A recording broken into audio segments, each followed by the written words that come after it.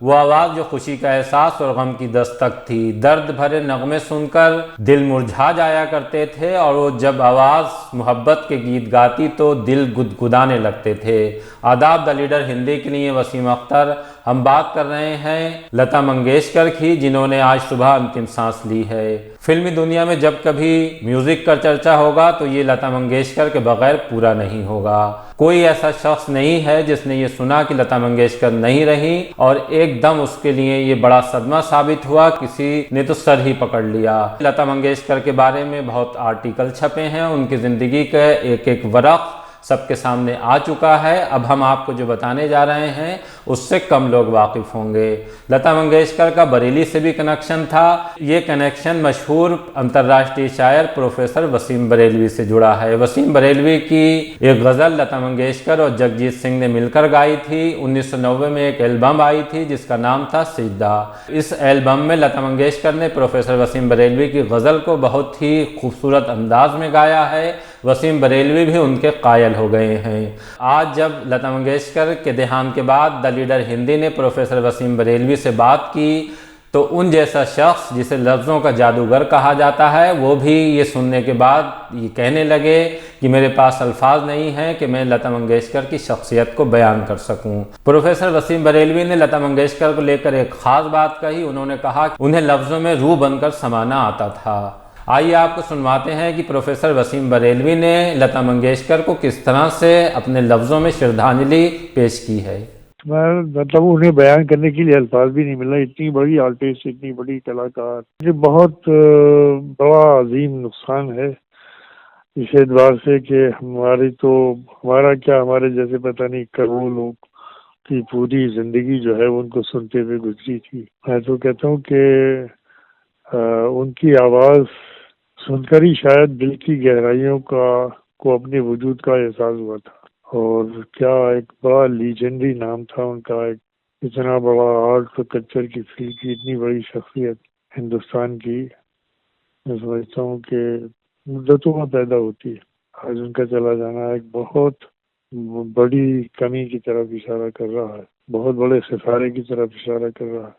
क्या उनकी आवाज़ का निमर बदल पैदा होगा। मैं कहता हूँ कि समझिए कि 70 दशक तक जो आवाज़ कानों में गूंजती रही हो, पूरे समाज को अपनी आगोश में लिए रही हो, तरह तरह से उन्होंने कौन सा शख्स ऐसा जिसको मुतासिर न किया हो।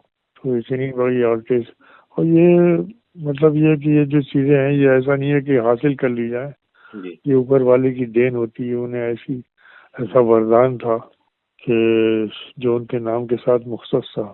उनका जाना एक बहुत बड़ा अजीम नुकसान है हमारी साहित्य और कला। जाहिर बात है कि उन्होंने साहित्य को गाया है और उनकी जो मौसीकी की कला थी उसकी तो वो शख्सियत थी, मिसाली व्यक्तित्व था उनका उसमें, जिसने इतनी कई नस्लों को अपनी आवाज़ के जादू में बांधे रखा हो। ऐसा कहाँ होता है। पूरा ऐद खत्म हो गया उनके नाम के साथ। जी, मेरी गज़ल उन्होंने गाई थी वो सजदा, जो ये है ना सजदा एल्बम उनका 19 में निकला था ये एल्बम, जिसको जगजीत जी और लता जी ने मिलकर गाया था। और वो अपने ज़माने में बेपनाह पॉपुलर हुआ था। उसकी गज़लें भी पॉपुलर हुई थी और वो गाया जिस तरीके से गया था जगजीत जी ने और लता जी ने, तो मुझे भी गाया था उन्होंने। तो वो मेरी हवाओं में उड़ने की वो सजा यारो, कि मैं ये ज़मीन के हिस्सों से कट गया यारो, ये शेर मेरी गज़ल का जगजीत जी ने गाया।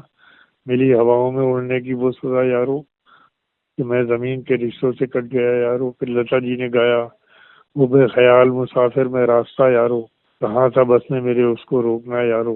फिर उसके बाद जगजीत जी ने अगला शेर गाया कि मेरे कलम पे ज़माने की गर्द ऐसी थी कि अपने बारे में कुछ भी न लिख सका यारो। फिर आखिरी शेर उन्होंने गाया, तमाम शहरी जिसकी तलाश में गुम था, मैं उसके घर का पता किससे पूछता यारो।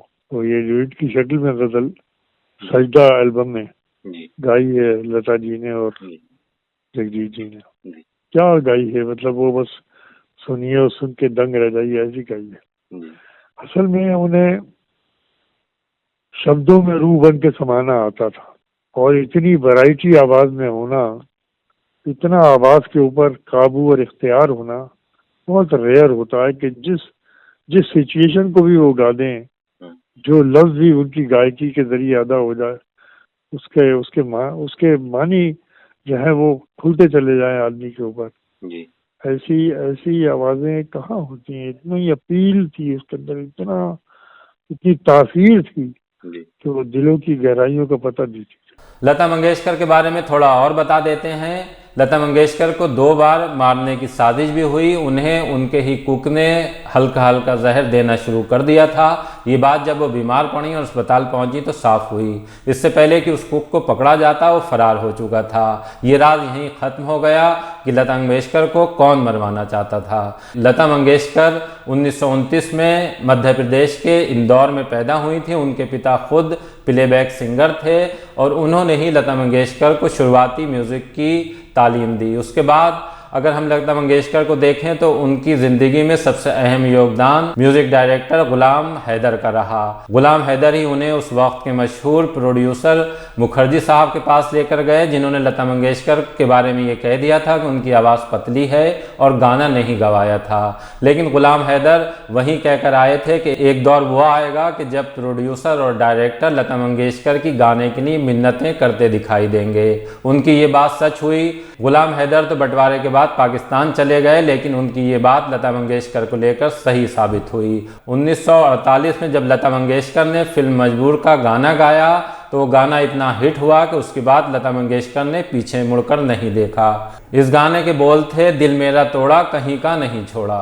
लता मंगेशकर से सूबे के प्रमुख उद्यमी हाजी शकील कुरैशी की भी एक याद जुड़ी है। हाजी शकील कुरैशी बरेली के रहने वाले हैं। उन्होंने हमें बताया कि 4 साल पहले लता मंगेशकर से एक गाना रिकॉर्ड कराने की बात हुई थी। तब दीदी ने कहा था कि तबीयत ठीक नहीं है, जैसे ही तबीयत ठीक होती है वो ये गाना रिकॉर्ड कर देंगी। तब दीदी ने यह भी कहा था कि एक गज़ल मुनव्वर राना की भी उन्हें गानी है, उसके लिए भी तबीयत ठीक होने का इंतज़ार कर रही हैं।